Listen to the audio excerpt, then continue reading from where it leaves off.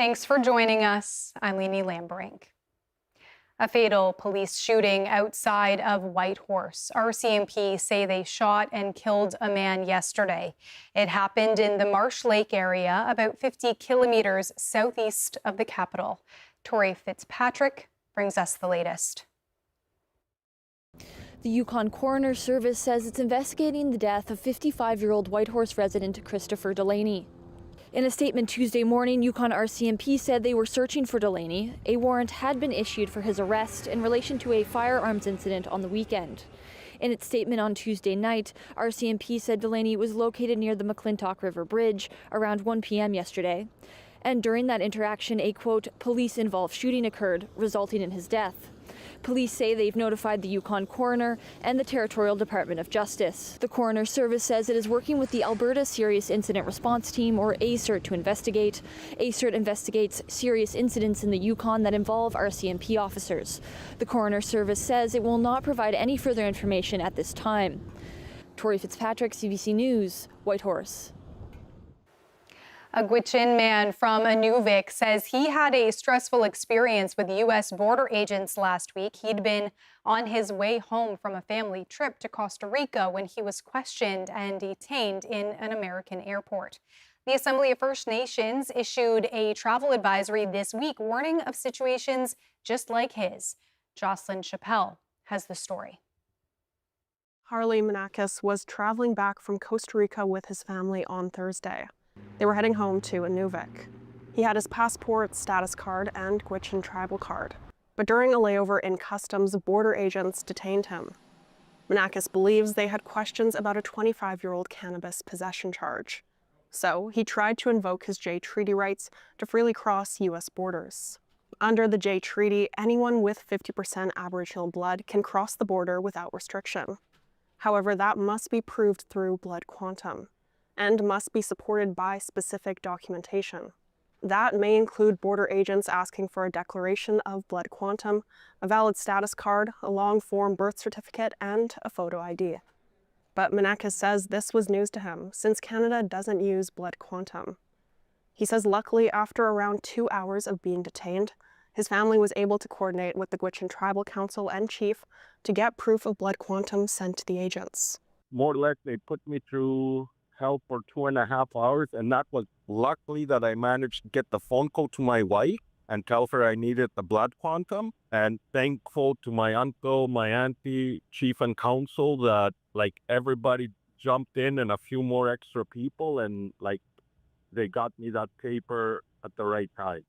The Assembly of First Nations issued a travel advisory on Monday, stating that they have received reports of some First Nation citizens subjected to increased questioning and detainment, and that federal law enforcement may not be familiar with tribal IDs. In an emailed statement, Global Affairs Canada also wrote that they are aware of multiple cases of Canadians currently or previously in immigration-related detention in the U.S., and that every country or territory decides who can enter or exit through its borders, and that the Government of Canada cannot intervene on behalf of Canadians who do not meet entry or exit requirements for the United States. As for status cards, they say those are generally accepted at U.S. land and sea border crossings, but that their acceptance remains at the discretion of U.S. authorities. Global Affairs Canada says that consular officials can provide assistance to Canadians detained abroad. Jocelyn Chappelle, CBC News, Yellowknife.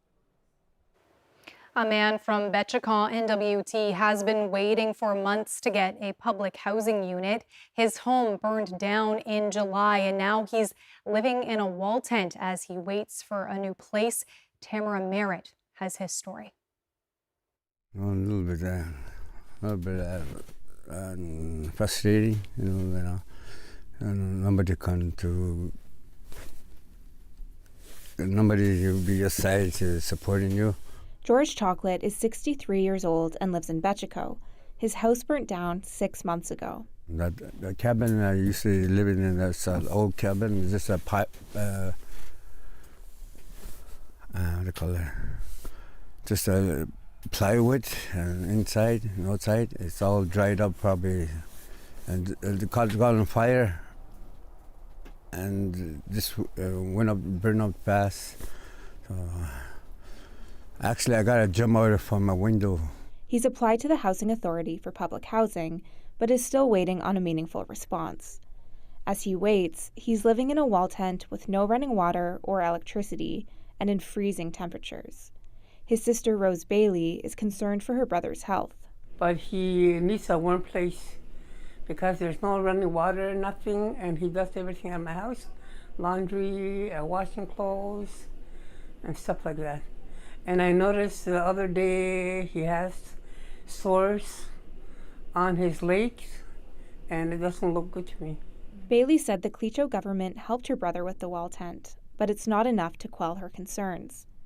Housing NWT says there are 159 people on the waitlist in Betchico, and there's no telling how long someone could be on the list. Our people should not be living like this, but due to limited resources and money and, like from the government, that a lot of our people like George are falling through the cracks. When asked how long he thinks he'll be living in the wall tent, Chocolate says he doesn't know. Till I get a proof of a housing, proof of where I can stay. Yeah. If there's no response yet, I'm just thinking about, people going for woods all the time. My brother borrowed skidoo for get some woods one now and then. A lot of trees up there. I thought about maybe stack up some logs, make a small log cabin, and just think about it. I'm probably happen to soon. The NWT Housing Authority says currently demand for housing outstrips supply in communities across the territory. Tamara Merritt, CBC News, Betchico. Some residents of West Dawson, Yukon say they're relieved the community now has a fire skid. A fire skid is a water tank, hose, and pump on a metal platform. The equipment can be used to fight fires until emergency crews from Dawson City arrive. As Isabella Calisi explains, it's only the beginning of upgrades to the isolated community's emergency management. West Dawson is across the Yukon River from Dawson City. The two communities are connected by ferry in the summer and by an ice bridge in the winter. West Dawson is isolated from emergency services while the river is freezing and melting. However, now the community has the first of two emergency fire skids. West Dawson residents have also formed the West Side Association. The group will help in emergencies until officials arrive. Dawson's fire chief says the skids are an early step in a grander plan to make West Dawson safer. Dawson City is going to offer them like some of our equipment that's outdated, and outdated means you can't go into a live fire. You can definitely, it's going to protect you around the outside, like the outside of a fire, which is all they're going to do with this. And then, so that's step one, but now we're going to bring him here, and I'm building a live training grounds eventually, and like I said, I hope it's done in 2 years because that's when I'm done. Massery adds, once the training site is up and running, he hopes to open the doors to other communities like Old Crow and Mayo. Westside Association member Duncan Smith is storing the fire skid at his residence until a permanent spot is decided. He says he'll feel safer once more emergency supplies arrive in the community. So what if you get a grievous injury that would be like not a big deal if you get to a hospital quick, but big deal if you don't? Like I'd like to have us a bit more kitted out so that we can deal with that. And fire falls under that category, like something's on fire. If the fire department gets there, maybe they can save the day, or partially. If they don't get there, day doesn't get saved, bad news. Massery adds, once the association is up and running, residents should still call 911 in case of an emergency. Isabella Calisi, CBC News, Dawson City. Nunavut RCMP and the city of Iqaluit are working together on a liquor and traffic enforcement project. RCMP are now going to help municipal bylaw enforcement with those issues. The city says that means residents will see more patrols. RCMP spoke at a city council meeting on Tuesday and said it's important the two entities have a good working relationship. What I've noticed, there is a big disconnection between the RCMP and the bylaw in the past, right? So that's where I'm trying to merge the two agencies, we can work alongside. We can benefit from working together, and of course, the community will see the results. The pilot project is meant to last for 3 months. Nikolovsky says the hope is to extend into the summer months as well. Nunavut Premier John Mayne is in Ottawa this week with his provincial and territorial counterparts. They're all pushing for action from the federal government for their regions. Mayne's message is simple: Canada must invest in the North. CBC's Caitlin Johannes has more. Premier John Mayne's visit to Ottawa has put Nunavut center stage in the House of Commons. During a brief meeting with the Prime Minister yesterday, Mayne stressed that the Arctic sovereignty must include the investment in northern communities and people, and healthy Nunavut communities are vital to Canada's future. The great territory of Nunavut! During question period, Prime Minister Mark Carney spoke ambiguously about Grays Bay Road and Port Project, a $1 billion project that will link Western Arctic to the rest of Canada, if approved. Which is going to open up Arctic sovereignty, open up the future of this country. However, Nunavut MP, the NDP's Lori Idlout, says Canada has to look beyond mega projects and invest in the North. Decades of chronic underinvestments mean Northerners are in overcrowded housing, have limited health services, and aging infrastructure. This reality creates security threats. The Arctic cannot be secure if the people who live there are not. Interim NDP leader Don Davies echoed Idloat's concerns. He was in Rankin Inlet last week for an annual NDP caucus meeting. We heard stories of 12, 15, 17 people living in a 2-bedroom home, of folks on housing wait lists for decades, of extreme food prices from $15 for onions to $28 for orange juice, where there was no hospital, not enough jobs, and unreliable internet. Rebecca Chartrand is the Minister of Northern and Arctic Affairs. She says the Canada and Groceries Essential Benefit is one way the Liberals are combating high cost of living in the North. But Idlout says Liberals' investments aren't enough and are keeping Nunavut in poverty. The federal government creates too many barriers, like not investing in housing and not feeding families. She also pushed the federal government to include Nunavut in plans of Arctic sovereignty. David McGuinty, Canada's National Defence Minister, committed to working with Idlout on that. I would appreciate the members' thoughtful, practical suggestions to get it right. The United States' recent threats on Greenland sovereignty has brought Arctic security to the forefront of Canadian politics. It is uncertain if that will mean more money for Nunavut from Ottawa.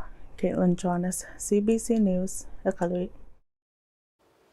NWT Premier R.J. Simpson also has a message for Ottawa. Territories are not provinces. At a press conference this morning, Simpson talked about why that makes a difference for projects his government is pushing for.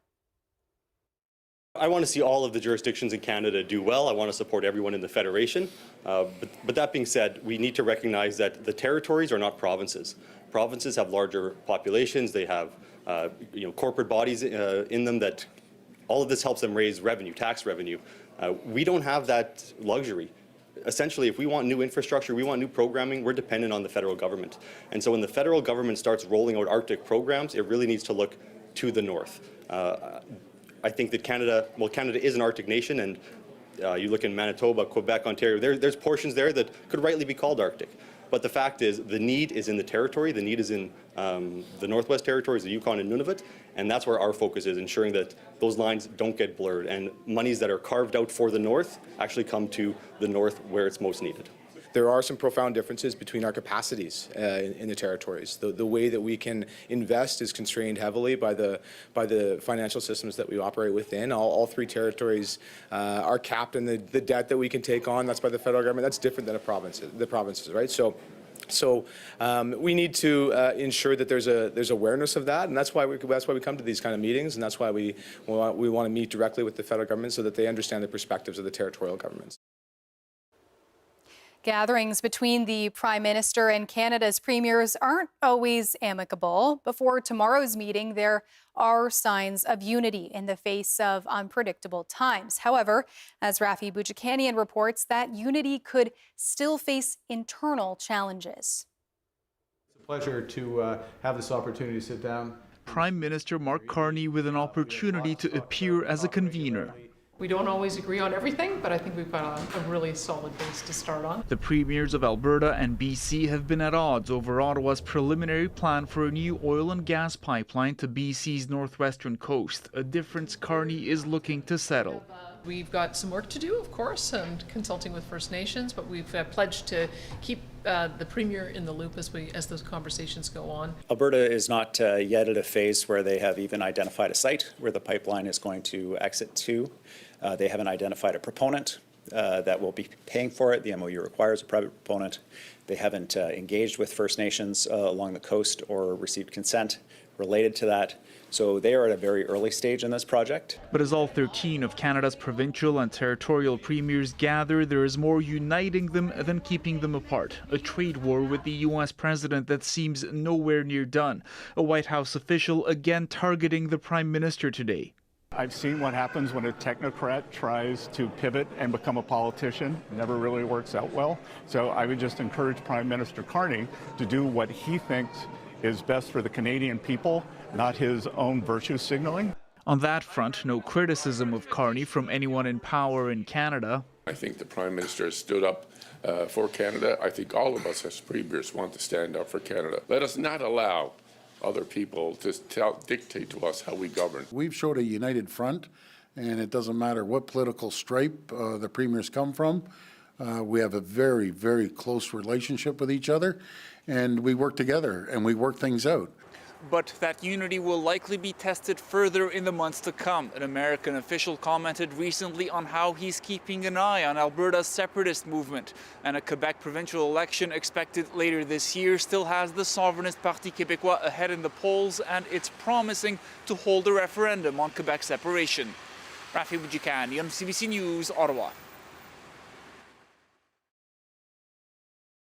If you experienced harm while admitted to a federal Indian hospital between 1936 and 1981, you might be eligible for compensation. The claims period is now open.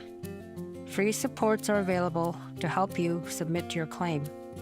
Learn more at www.ihsettlement.ca or call 1-888-592-9101. This January on CBC TV. I am all over this party. It's officially Cancel Your Plans season. Can't even put your arms down. Turn up the heat with unforgettable drama. You know, once we do this, there's no going back.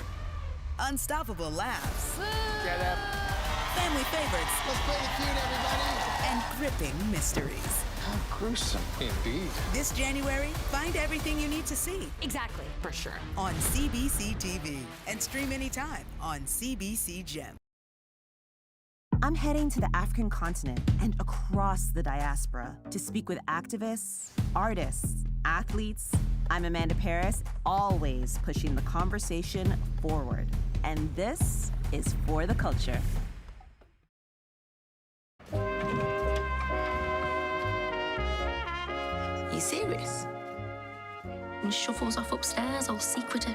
I find the process therapeutic. Coronation Street on CBC TV and stream on CBC Gem.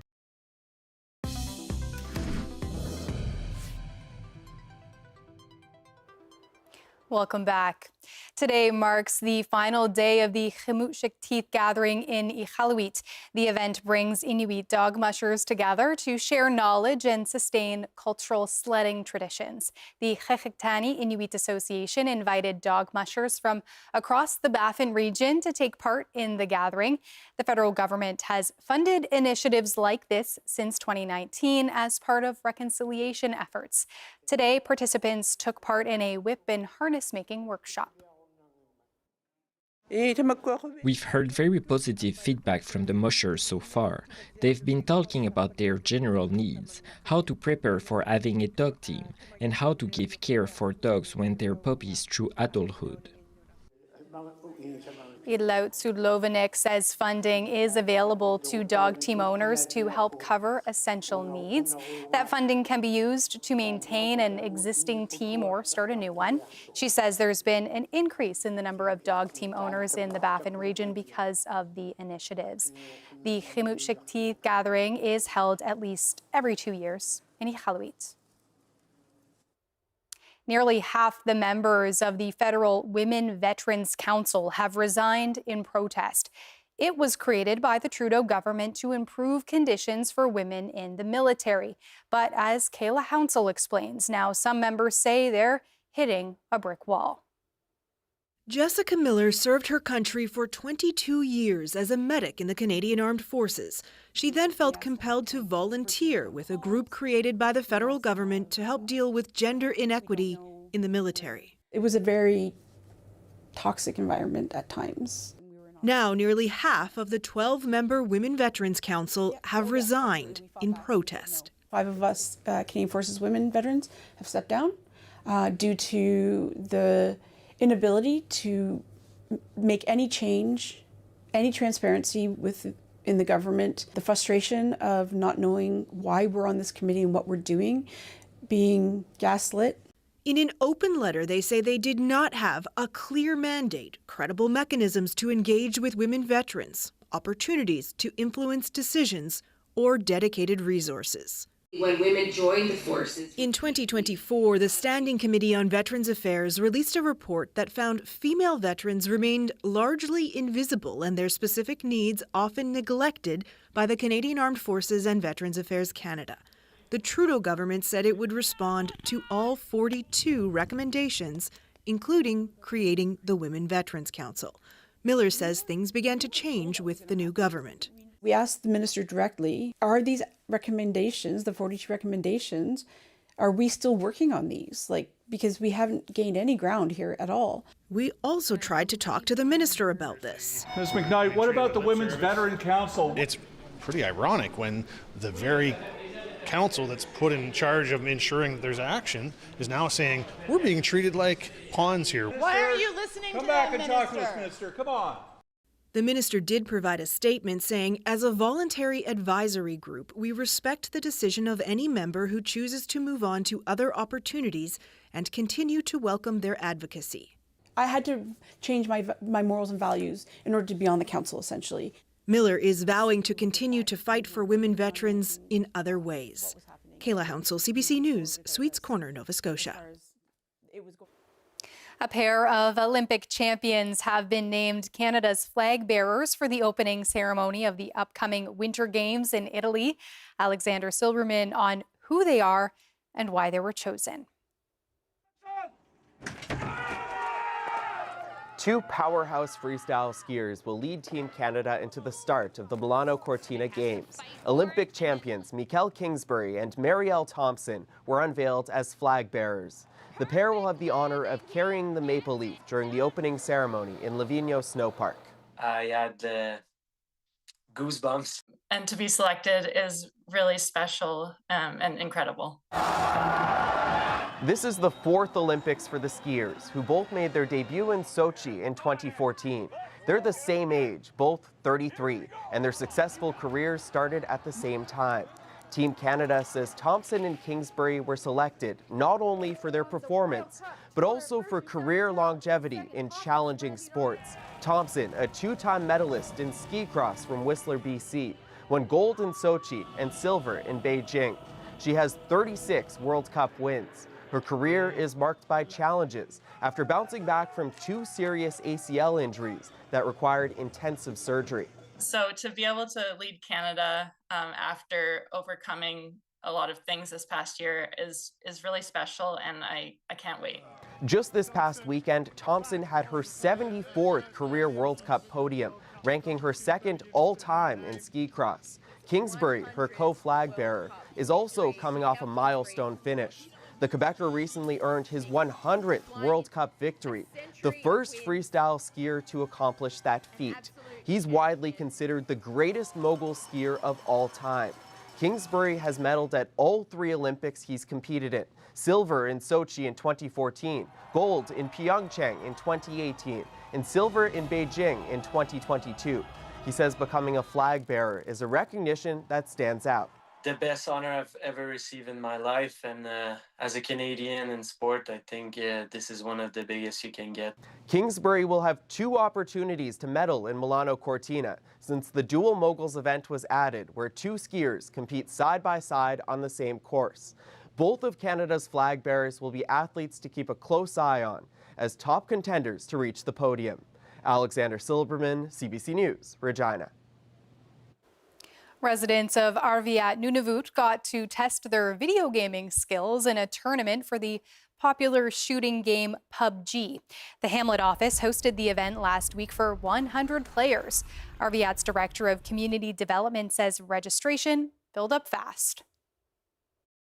It was an online tournament, so we shared the room number on Facebook, and people registered to enter the tournament. It became full within a minute, 100 rooms. The Hamlet gave prizes to the top 3 competitors and held a draw for 4 more winners. 14-year-old Josiah Nariak took first place and a $300 prize. Stanley Kumakuak came in second, winning $200. And Joseph Kuksuk finished third, winning $100. Curley says the Hamlet is planning to host another PUBG tournament in the future. Now, let's take a look at the weather forecast.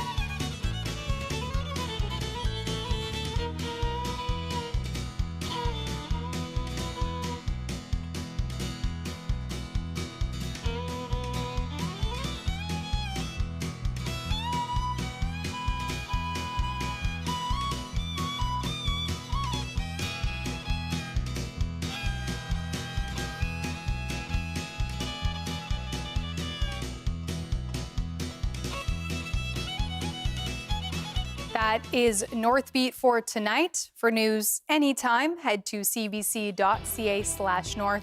Thanks for watching. I'm Leanie Lambrink. Have a good night.